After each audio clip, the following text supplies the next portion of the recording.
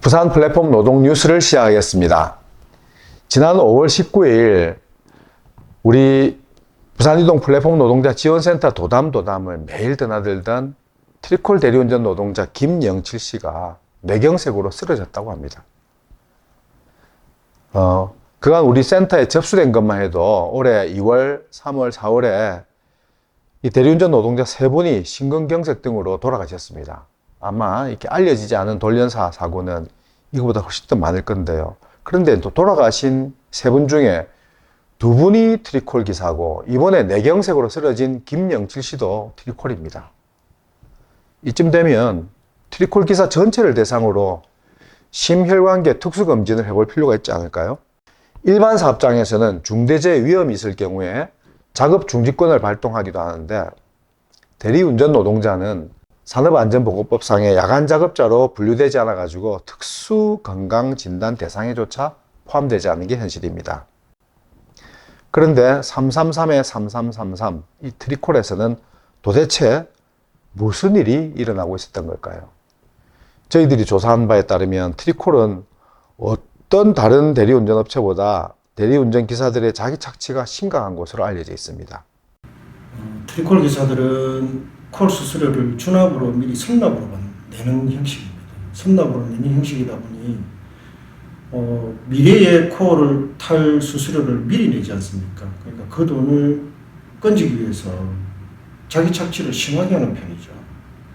출근비가 미리 나와 있고 수수료가 미리 나와 있으니까 하루라도 쉬면 손해라는 생각에 어쩔 수 없이 비가 오나 눈이 오나 몸이 피곤해도 막 나가서 콜을 탈 수밖에 없는 그런 환경이 이미 만들어져 있는 토대죠. 그 배차 방식에도 상당한 문제가 있습니다. 5초 이내에 배차 질의가 들어왔을 때 5초 이내에 거부를 하지 않으면 자동 배차가 되어버립니다. 나이가 많은 분들 순발력이 떨어지기 때문에 배차 거부를 즉시 하지 않으면 배차가 되니까 강제 배차가 되는 형식이죠. 그러니까 어쩔 수 없이 원하지 않는 코스, 원하지 않는 금액이라도 갈 수밖에 없거든요. 먼 거리에서 들어오는 배차도 600m, 800m, 1km 이렇게 들어오는 것들, 사실 나이 드신 기사님들이 그 콜이 들어오면은 배차 거부를 못한 상태에서 강제 배차가 된 상태니까 어쩔 수 없이 가야죠. 그러니까 사실 지도상에 직선 거리에 800~900m라도 지도상으로 열어보면 1km 넘는 경우가 흔하거든요. 그런 경우에서 굉장히 체력적으로 부담을 많이 느끼는 그런 콜들이 많습니다. 매주 기사가 회사에 납부한다는 준합제라는 것은 택시로 치면 일종의 산학금 제도 같은 겁니다.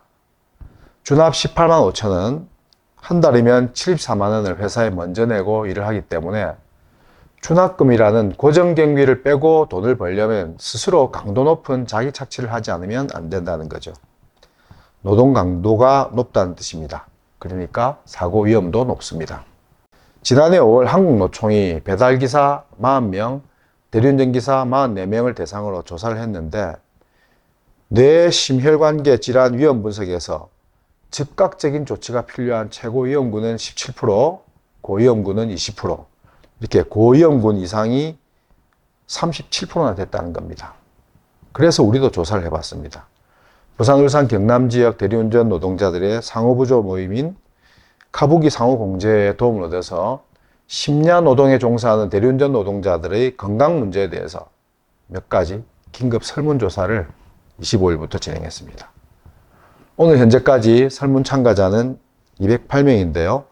문항마다 응답률은 약간씩 다릅니다만 202명이 응답한 주간 평균 노동시간을 보니까 50시간을 초과해서 일하는 분이 135명이고, 그러니까 66.8%고 60시간 이상 일하는 사람 81명 40%, 심지어 70시간 이상 일하는 분도 37명 18.3%로 심야에 장시간 근무를 하는 것으로 나타났습니다.